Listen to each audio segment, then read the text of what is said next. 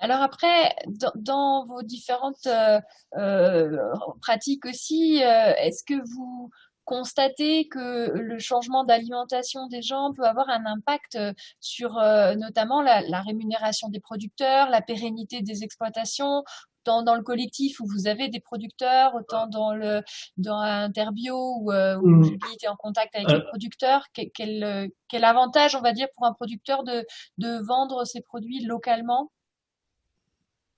Bah, si vous voulez, je sais pas si je vais répondre très directement à votre question. Nos amis de la ferme d'Uzel sont jeunes, là, ils ont la trentaine, ils se sont installés il y a 5 ans. Ils nous ont déjà expliqué que pendant 3 ans, ils se sont pas, comment dire, versés de salaire, mais ils ont l'air de s'épanouir déjà, très heureux de ce qu'ils font. Ils arrivent à en vivre, quoi. Voilà, donc ça c'est peut-être une première chose. Voilà. Après, il y a Fanny, notre maraîchère de Pont-sur-l'Oignon.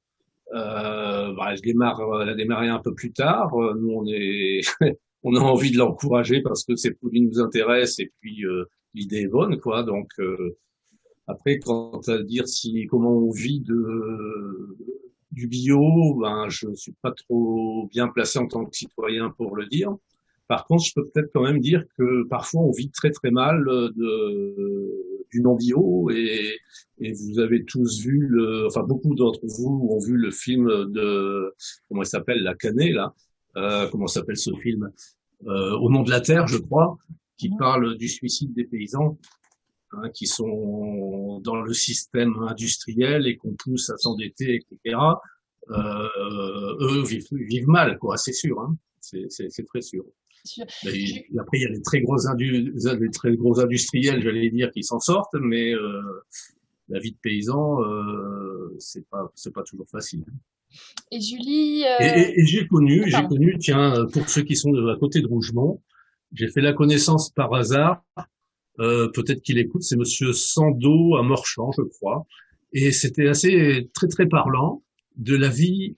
Je passais à côté de sa ferme, j'ai vu marqué dessus bio, je me suis arrêté et le hasard faisait qu'il sortait. Et donc on a discuté un quart d'heure et en un quart d'heure il m'a tout dit. Alors je résume avec des chiffres qui sont faux, mais il me disait je me suis reconverti au bio il y a 10 ans. Avant j'avais 200 vaches et je comptais les sous pour savoir comment j'allais payer leur nourriture que j'achetais et pour pouvoir payer le vétérinaire. Maintenant, j'ai 100 vaches, 2 fois moins, et je vis mieux. Voilà. Donc bon, ça c'est un. Je suis pas agriculteur, je connais pas ces métiers-là, mais bon, voilà un exemple de paysan qui vit mieux. Puis en plus, c'était très typique. Il m'avait dit, mais quand j'ouvrais les produits que j'épandais sur mes champs, j'avais l'impression que j'allais m'étouffer, quoi. Et voilà. Donc, je pense que ça, c'est voilà, c'est tout ce que je peux vous dire sur le domaine. Julie, toi qui es en contact direct avec les producteurs, est-ce que ça confirme un petit peu ce que nous dit Fernand Coton? Oui, alors bon, c'est drôle parce que moi j'ai eu aussi Nouria Loyant de la ferme du Zèle au téléphone tout à l'heure parce que c'est la coprésidente du GAP 2590. Donc en fait je lui ai posé la question, je lui ai dit mais qu'est-ce que ça t'apporte toi de vendre local? Et un peu ce que Nouria me disait c'est que la première chose et qui est hyper importante c'est que déjà ça permet de garder un lien social parce que quand on est agriculteur, bon, tout le monde le sait, on peut enfin, c'est pas des horaires de bureau, on a la vie personnelle et professionnelle, enfin, il n'y a pas de frontières, c'est assez poreux quand on vit sur la ferme. Et donc le fait de voir les consommateurs, de vendre les produits directement, ça permet vraiment de garder ce lien social. Ça permet aussi de soutenir moralement. Et Nouria insiste sur le fait que c'est vraiment la force de ce métier, c'est que du coup les producteurs se sentent reconnus dans leur travail et ça c'est vraiment hyper important. Parce que comme tout le monde, les producteurs ont besoin aussi d'être épanouis dans leur travail. Je pense que ça permet aussi de créer un lien de confiance parce qu'on entend, c'est ce que j'ai vu aussi un peu dans le chat, on entend un peu tout et n'importe quoi sur l'agriculture bio. Et quand les consommateurs vont voir les paysans, ils peuvent directement, sans intermédiaire, en discuter. Et ça, je pense que c'est vraiment une très bonne chose. Et puis, ça permet aussi je pense qu'il y a une chose qui est très importante, c'est que les producteurs peuvent établir leurs prix eux-mêmes. C'est-à-dire qu'ils n'ont pas besoin de passer par ce qu'on appelle la GMS, donc la grande et moyenne surface. C'est eux qui établissent leurs prix en fonction de ce qu'ils considèrent être euh, la juste valeur de leur travail. Donc, ça va leur permettre d'avoir un revenu décent. Et ça aussi, c'est hyper important. Clairement, parler de ce fameux film de Guillaume Canet, c'est des choses qu'on voit aussi dans le film. Et puis je pense que au-delà de tout ça, ça permet aussi de créer une vraie économie sociale et de proximité sur un territoire. Et ça, c'est une richesse pour le territoire.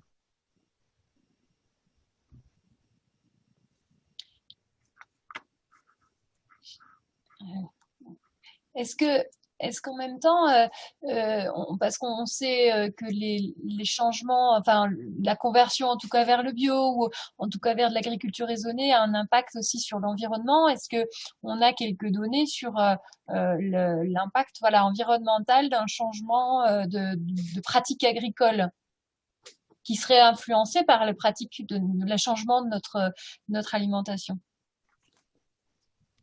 Oui, alors là, enfin, je vais revenir sur l'aspect humain parce que je pense qu'il est vraiment important, mais j'ai eu récemment un maraîcher au téléphone qui me disait qu'un de ses voisins venait de se convertir en agriculture bio. Et le voisin disait à ce fameux maraîcher, en fait, moi, depuis que je suis converti, j'ai l'impression d'être quelqu'un. Je trouve que c'est une phrase qui est hyper forte et ça révèle plein de choses derrière. Déjà, je pense que pour les producteurs, ça permet de se sentir maître de son outil. Ça leur permet de se réapproprier leur savoir-faire, leurs pratiques. Euh, Après, d'un point de vue agronomique, effectivement, donc c'est toujours le fameux maraîcher qui me disait, mais en fait, on adopte ce modèle en agriculture bio, on a une biodiversité qui va exploser.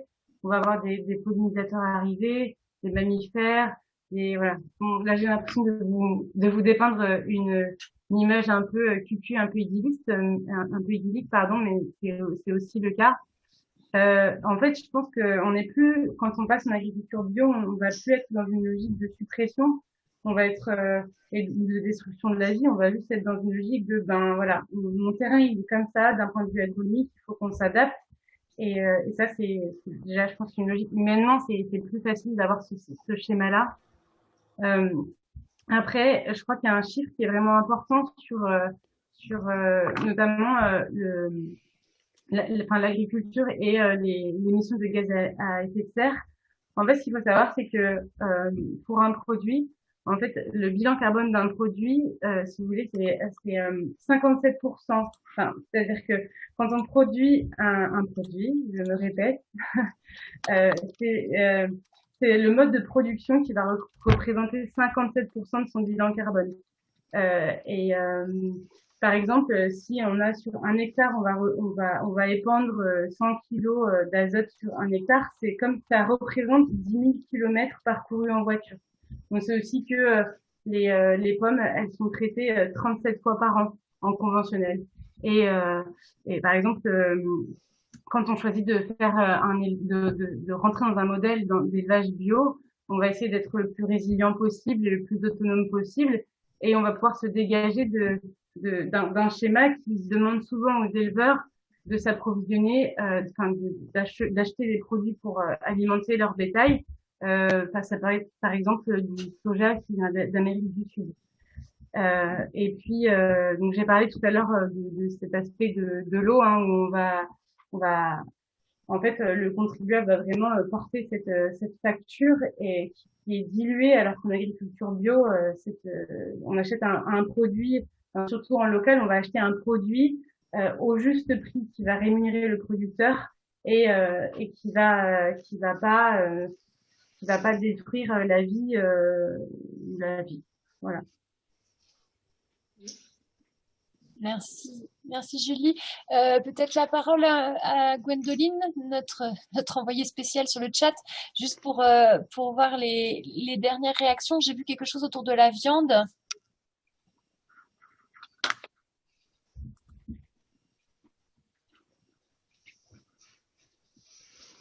Oui, alors des questions autour de la viande, mais aussi des questions sur une personne qui disait que le film avait peut-être des traits un peu grossiers, que justement il fallait peut-être un peu nuancer, ne pas dire qu'on peut, enfin qu'il faudrait supprimer la viande des repas, mais peut-être manger moins de viande, de meilleure qualité, et voilà peut-être une remarque un petit peu sur le film qui tirait un peu les traits de manière assez grossière, peut-être aussi pour faire passer un message et faire comprendre les choses.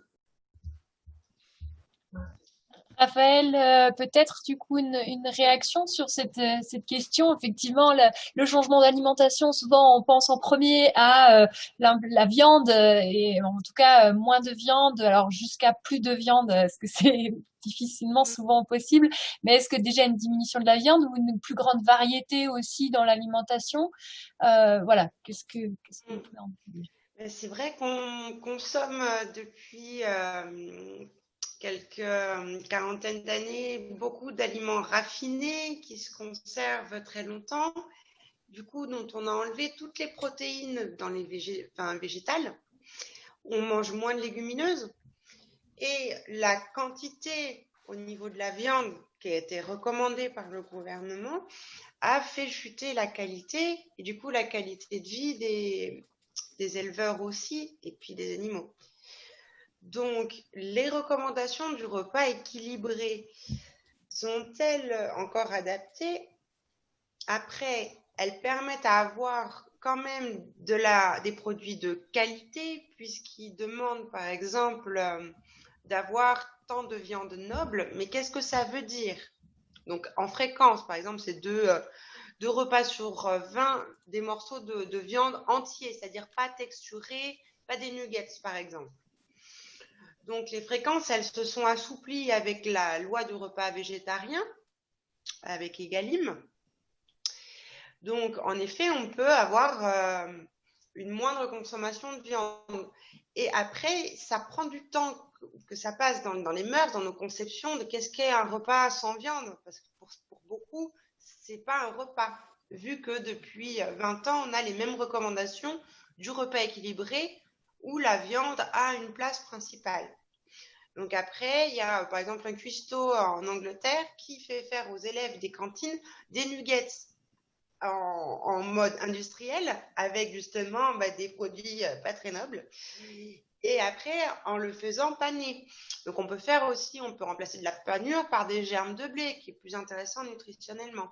Donc à part l'expérience, en montrant, en cuisinant, et comme le cuisinier qu'on a vu dans le documentaire, des légumineuses, des céréales complètes, on arrive justement à avoir une alimentation satisfaisante en termes de goût et de besoins, et pour l'environnement et les pratiques et le travail aussi de la terre et avec les animaux, quoi.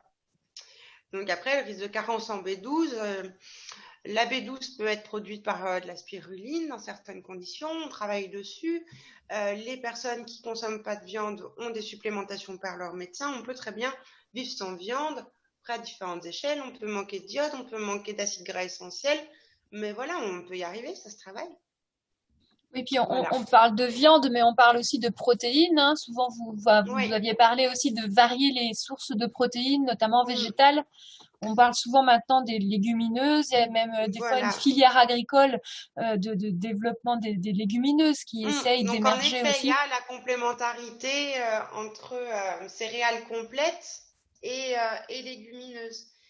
Et donc, du coup, mais on garde dans la conception l'idée de steak, parce qu'on dit steak végétal, par exemple. Donc, ça veut bien dire qu'on reste sur cette notion-là et que ça prendra du temps à changer. Mais en effet, on n'est pas carencé. Si on mange haricots rouges, maïs, lentilles, riz, on y arrive très, très bien à ne pas avoir besoin de protéines, sachant que notre organisme réabsorbe de plus en plus les protéines au fur et à mesure que notre quantité absorbée diminue.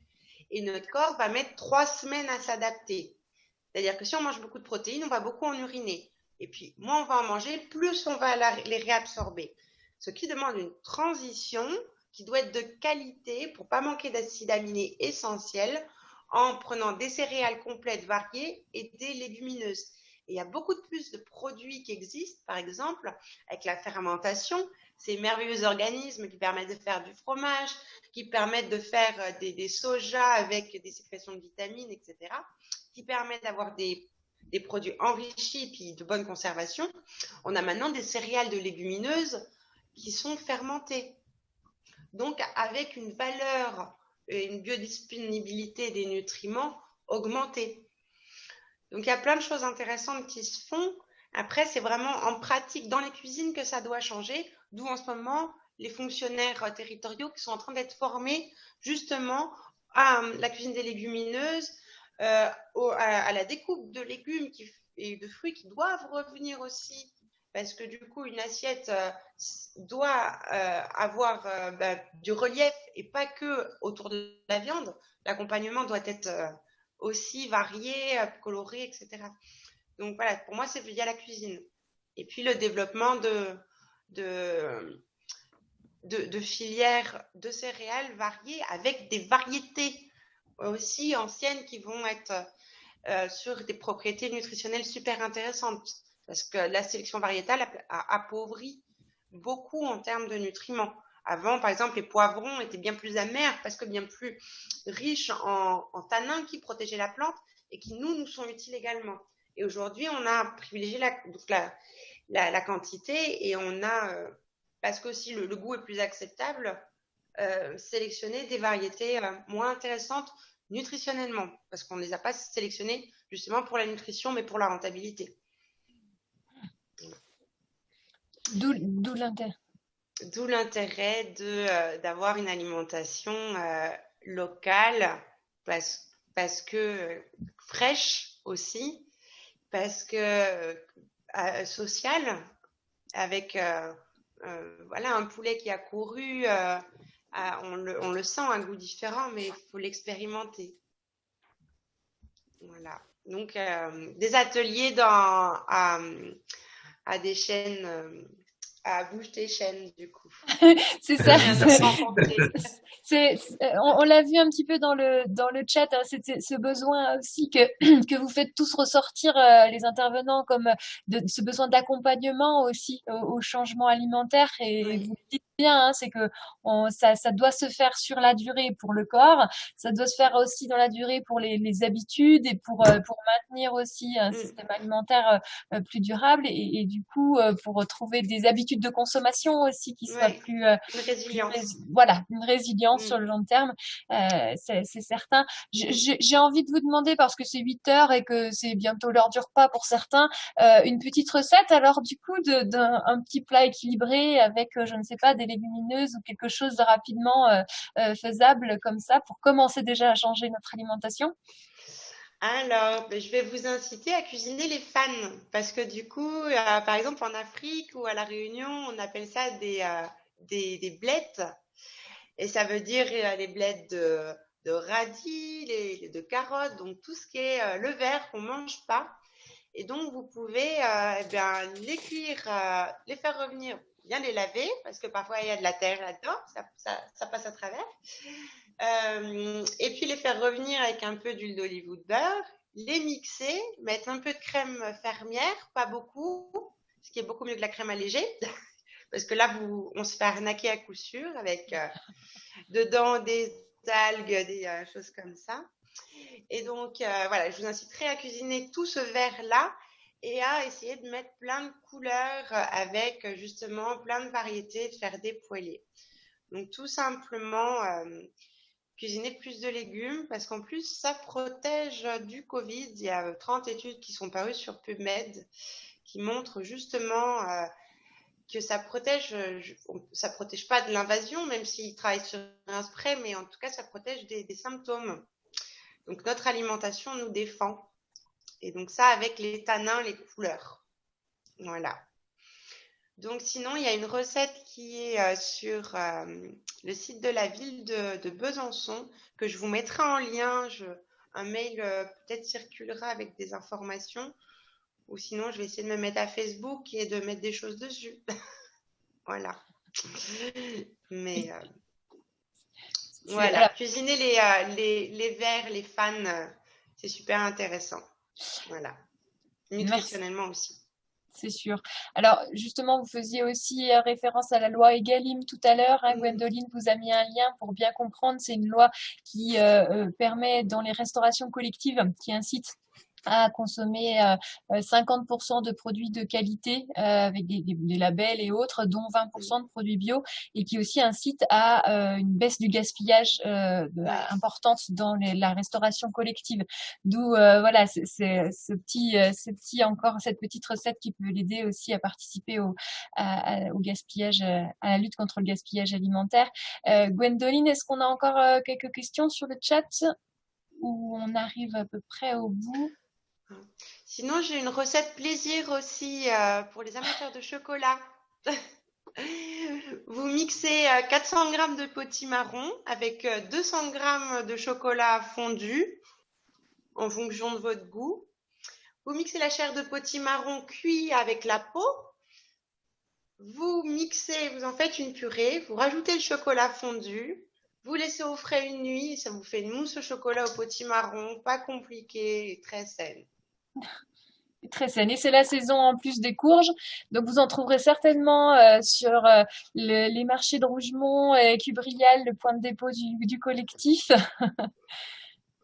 Mm. Gwendoline, du coup, est-ce qu'on a encore une petite question? On se donne encore 5 minutes pour une dernière question?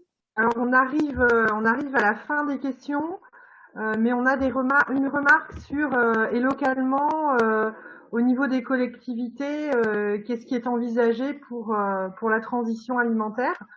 Donc je pense que peut-être que Monsieur Villegreux voudra répondre et ça fait bien la transition sur la conclusion finalement cette question.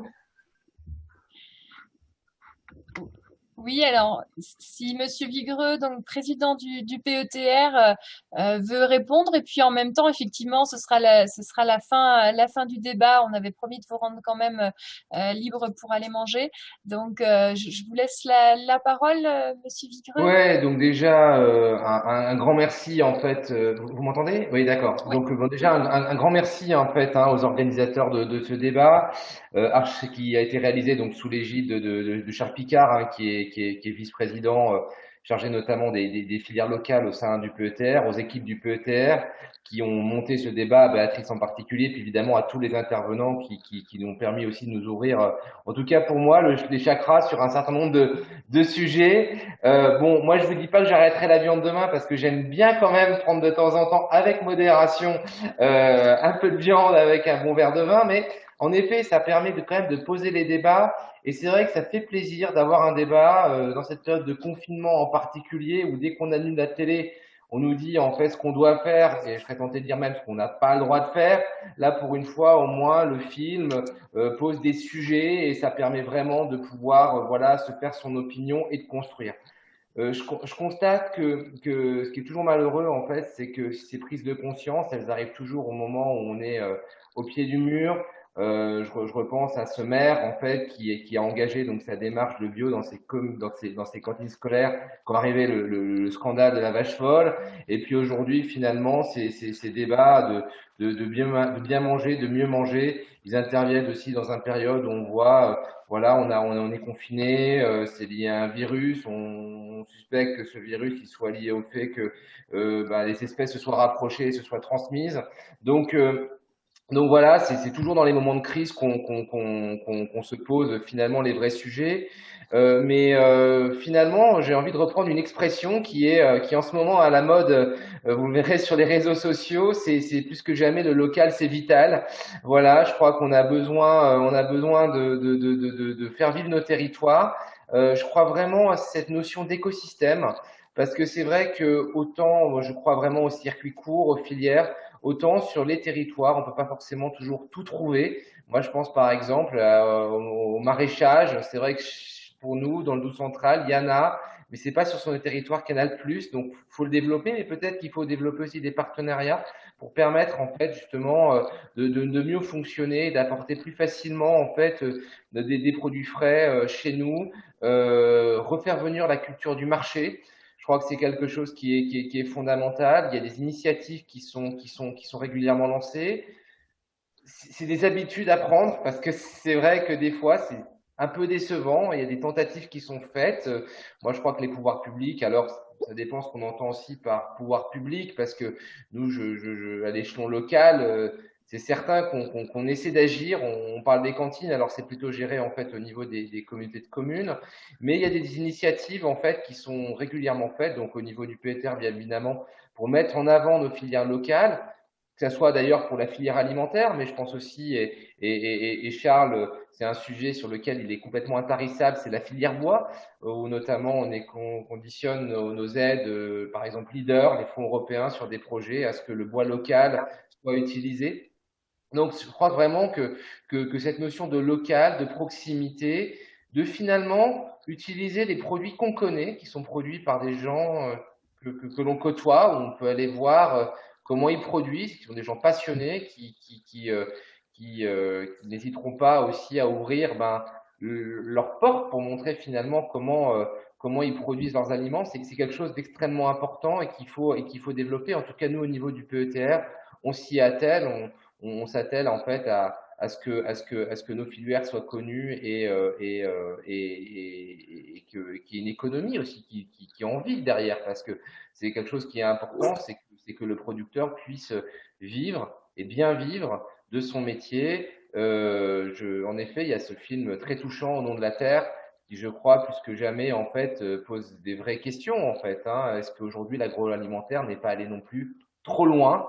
Donc, je pense aussi, il y a un message qui est très important à poser, c'est que souvent, enfin, faut le dire, la culture, l'agriculture raisonnée, c'est pas un retour en arrière, c'est vraiment du progrès. Et ça, en fait, c'est pas un retour à la préhistoire. C'est vraiment le progrès. C'est dans ce sens que doit aller la société. Et ça, je pense que c'est quelque chose aussi. C'est un message qu'il faut arriver à faire passer et à ancrer.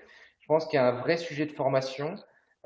Cuisiner dans les écoles, apprendre à cuisiner dans les écoles, je pense que c'est fondamental, parce qu'on l'a vu, on a vu des chefs cuisiniers dans ce film-là qui nous expliquaient comment utiliser un produit finalement dans sa totalité, et ben c'est pas donné à tout le monde de faire ça. Et je crois que c'est vraiment au plus jeune âge qu'on doit aussi donner d'une part les habitudes alimentaires, c'est quoi finalement, et ça nous a été dit par Madame Raphaël Collet, ce que c'est qu'un plat équilibré, mais le cuisiner, eh ben, c'est quand on travaille, quand on n'a pas le temps, voilà, eh ben, il faut arriver en fait à pouvoir le faire.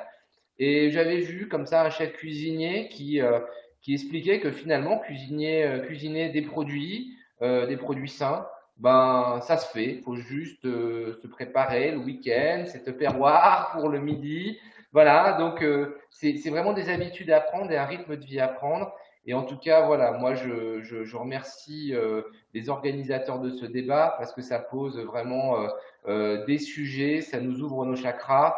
Et si ça peut participer à mieux consommer demain et à mieux manger demain, et voilà, et pour sa santé et l'économie locale, être un cercle, constituer des cercles vertueux, ben il faut que ça continue, quoi. Voilà. Merci. Merci, Monsieur Vigreux, pour cette conclusion. Merci à tous les intervenants pour votre présence, même virtuelle, et puis la qualité de vos apports ce soir. Merci à tous de nous avoir suivis jusqu'à cette heure. N'oubliez pas, si vous voulez recevoir des informations sur la thématique de l'alimentation et sur tous les sujets qu'on a vus ce soir, notamment des liens, des références, certains vous ont été mis sur le site, sur le chat, d'autres pourront être envoyés par nos intervenants. Donc, notre adresse mail est dans le chat en ce moment. Gwendoline est en train de vous le noter, b.ferniaud@douscentral.org. Et puis, maintenant, c'est, voilà, on espère que vous avez un petit peu plus de clés pour participer à votre échelle, à votre transition alimentaire, et puis pour un changement vers une alimentation plus durable. Donc, merci et bonne soirée à vous. Bon appétit. Au revoir.